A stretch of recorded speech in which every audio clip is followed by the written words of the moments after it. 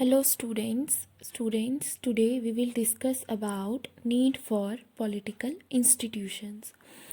अब institution basically एक organization है जो different functions को perform करती है। अब सवाल यही है कि what is the need of institutions? Institutions तो बहुत होते हैं, जैसे RBI भी एक institution है कंट्री का। तो क्या हम उसके बारे में भी पढ़ेंगे? नहीं। क्यों? क्योंकि वो हमारा पॉलिटिकल इंस्टीट्यूशन नहीं है। यहाँ हम एग्जीक्यूटिव जो है, एग्जीक्यूटिव के बारे में पढ़ेंगे, लेजिस्लेटिव के बारे में पढ़ेंगे और जुडिशरी के बारे में पढ़ेंगे। अगर देश चलाना है तो बहुत सारी चीज़ों को एक साथ परफॉर्म करना होगा। बहुत सारी चीज़ें, जैसे आपको देश की सुरक्षा पे ध्यान देना होगा, आपको देश की शिक्षा पे ध्यान देना होगा जो हम दे रहे हैं। तो आपको देश की शिक्षा, देश की एजुकेशन है, देश की हेल्थ है, देश की सिक्योरिटी है, इन सब पर ध्यान देना होगा। अब इतनी चीज़ों को देखना है तो एक इंसान तो कर नहीं सकता, देश चलाना आसान नहीं है। तो उस सेंस में क्या है, governing a country involve various activities such as security, education, good health.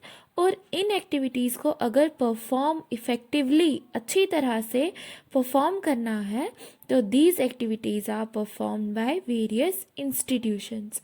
अलग अलग एक्टिविटीज़ को परफॉर्म करने के लिए अलग अलग इंस्टीट्यूशंस बना दिए गए हैं, जिससे चीज़ें बेहतर तरीके से, चीज़ों को लोगों तक पहुंचाया जा सके, देश को बेहतर तरीके से चलाया जा सके।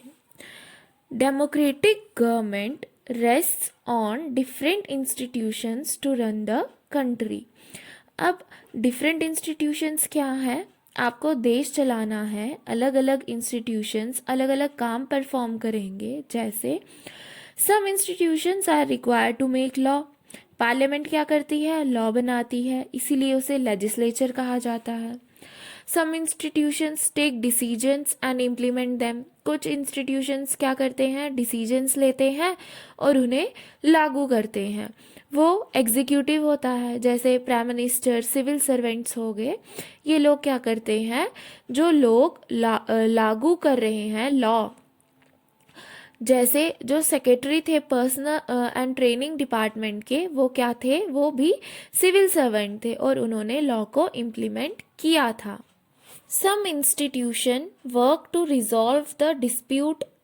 लास्ट लेक्चर में हमने पढ़ा था कि कुछ भी लॉ बनेगा तो वहाँ पे प्रोबेबिलिटी है कन्फ्लिक्ट होने की, विवाद उठ सकता है। तो कन्फ्लिक्ट को रिजॉल्व कौन करेगा? जुडिशरी। तो सुप्रीम कोर्ट, हाई कोर्ट, ये जो इंस्टीट्यूशंस होते हैं ये रिजॉल्व करते हैं कन्फ्लिक्ट्स को। अब आपके मन में सवाल आ सकता है कि वर्किंग ऑफ जो इंस्टीट्यूशंस हैं इन्वॉल्व्स रूल्स एंड रेगुलेशंस। अब जैसे जुडिशरी काम करेगी, ऐसा तो नहीं है कि अपनी इच्छा अनुसार कभी भी कोर्ट लग रहे हैं, अपने हिसाब से इंटरप्रिटेशंस दे रहे हैं। नहीं, उन्हें रूल्स एंड रेगुलेशंस को फॉलो करना होगा। जैसे जुडिशरी जो जजमेंट देगी वो कॉन्स्टिट्यूशन के हिसाब से देगी। लॉ बन रहा है अगर, तो वो भी कॉन्स्टिट्यूशन के हिसाब से बनेगा। कोई भी सिविल सर्वेंट अगर लॉ एग्जीक्यूट कर रहे हैं तो उन्हें अपने सीनियर ऑफिसर्स की बात माननी होगी। सारे इंस्टीट्यूशंस आपस में एक दूसरे से इंटर रिलेटेड होते हैं। सारे इंस्टीट्यूशंस रूल्स एंड रेगुलेशंस के अकॉर्डिंग काम करते हैं। अब देखो, अगर आपको किसी प्रोसीजर को फॉलो करना है तो उसमें टाइम लग जाता है। जैसे आपने अधिकतर ऑब्जर्व किया होगा, अगर आप कभी किसी गवर्नमेंट ऑफिस में जाएं तो एक फाइल इस डिपार्टमेंट से दूसरे डिपार्टमेंट, दूसरे से तीसरे डिपार्टमेंट घूमती रहती है। क्यों? क्योंकि वो रूल्स एंड रेगुलेशंस को फॉलो कर रहे हैं। रूल्स एंड रेगुलेशंस को फॉलो कर रहे हैं तो जो काम 5 मिनट का होगा वो 5 दिन में हो रहा है। अब जब इंस्टीट्यूशंस काम करेंगे, वो इंस्टीट्यूशंस रूल्स एंड रेगुलेशंस के हिसाब से काम करेंगे। अब उन रूल्स एंड रेगुलेशंस को फॉलो करते करते क्या हो जाएगा? डिले हो जाएगा। जो कॉम्प्लिकेशंस हैं कॉम्प्लिकेशंस हो जाएंगी। अब सवाल ये आएगा कि रूल्स एंड रेगुलेशंस को फॉलो करते करते डिले हो जाएगा, कॉम्प्लिकेशंस हो जाएंगी, then is it good to have a political institutions? क्या पॉलिटिकल इंस्टीट्यूशंस होना सही है? अगर हम बोल रहे हैं कि पॉलिटिकल इंस्टीट्यूशंस के कारण चीज़ें डिले हो जाती हैं, तो क्या ज़रूरत है पॉलिटिकल इंस्टीट्यूशंस की? यहाँ पे प्रॉब्लम है।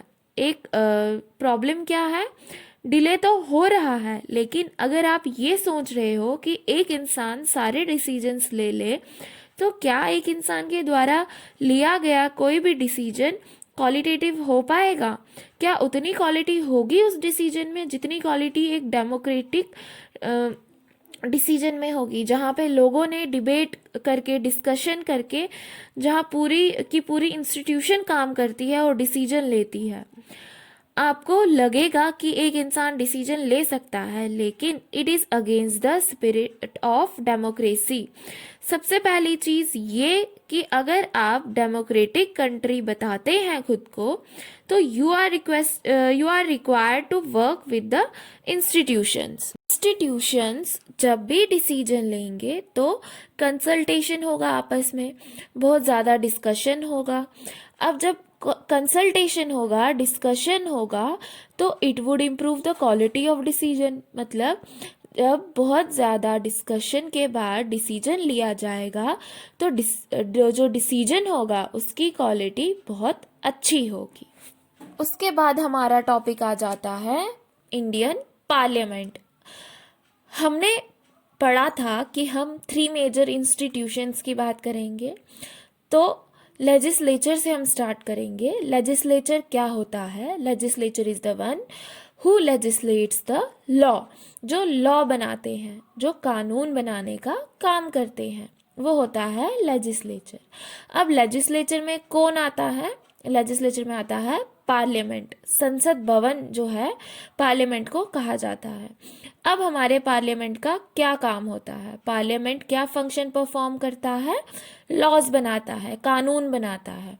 अब अगर आप ऑफिस मेमोरेंडम को देखेंगे, जो हमने अपने स्टार्टिंग लेक्चर में ऑफिस मेमोरेंडम पढ़ा था, तो वहाँ पे पार्लियामेंट ने बहुत इंपॉर्टेंट रोल प्ले किया। क्या रोल प्ले किया? जो हमारे प्रेसिडेंट थे उन्होंने एड्रेस कहाँ किया? पार्लियामेंट में। प्राइम मिनिस्टर ने एड्रेस कहाँ किया? पार्लियामेंट में। पार्लियामेंट ने डायरेक्टली कोई डिसीजन जो है वो वहाँ पर नहीं लिया, लेकिन हर स्टेप पे हमने देखा कि अलग अलग इंस्टीट्यूशंस तो आ ही रहे थे, लेकिन पार्लियामेंट भी आ रहा था। जैसे मंडल कमीशन की रिकमेंडेशन पे लॉ बनाने का सोचा किसने? Prime minister of council ministers ने। प्रेसिडेंट ने एड्रेस कर दिया। अब अल्टीमेटली क्या है? उस रिकमेंडेशन को आपने पेश किया पार्लियामेंट में कि इसे हमें लॉ बनाना है। अब पार्लियामेंट के ही लोग होंगे जो उस पर वोट करेंगे। जो लोग उससे एग्री होंगे वो उसके फेवर में वोट करेंगे, जो लोग अगेंस्ट होंगे वो उसके अगेंस्ट वोट करेंगे। तो अब आप क्या देखते हो? जो रिकमेंडेशन थी मंडल कमीशन की, उसके ऊपर एक बिल ड्राफ्ट किया होगा, एक कच्चा चिट्ठा तैयार किया गया होगा जो बता रहा होगा कि हम इस रिकमेंडेशन को लॉ बनाएंगे। अब यहाँ तक तो ठीक है, लेकिन देश में लोग एग्री होने चाहिए। देश के लोगों को कौन रिप्रेजेंट करता है? एमपी या एमएलएस करते हैं। सेंट्रल लेवल पे एमपीज करते हैं, मेंबर ऑफ पार्लियामेंट करते हैं। लॉ मेकिंग प्रोसेस में कहीं ना कहीं पार्लियामेंट का बहुत इंपॉर्टेंट रोल है। पार्लियामेंट में 2 हाउसेज होते हैं, लोकसभा एंड राज्यसभा। इनके बारे में डिटेल में हम अपने नेक्स्ट लेक्चर्स में पढ़ेंगे। पार्लियामेंट लॉ मेकिंग बॉडी है, और कोई भी कानून जो बनाना है तो उसे पार्लियामेंट से अप्रूव करवाना बहुत ज़रूरी होता है। पार्लियामेंट में उस लॉ के ऊपर मेजॉरिटी गेन करना, ये भी अपने आप में एक बहुत बड़ा चैलेंज होता है।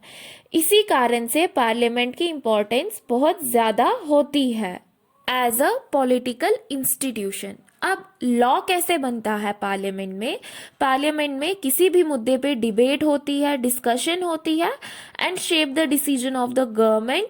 पार्लियामेंट ये रोल प्ले करती है क्या जो हमने मंडल कमीशन की रिकमेंडेशन देखी थी, इसमें अगर लॉ बना है तो इस पे लॉ बनने से पहले बहुत ज़्यादा डिबेट हुआ होगा, डिस्कशन हुआ होगा पार्लियामेंट में अलग अलग एमपीज जो थे उन लोगों ने अलग अलग ओपिनियंस दिए होंगे। अगर पार्लियामेंट एग्री नहीं होती तो जो ये लॉ है वो पास नहीं होता।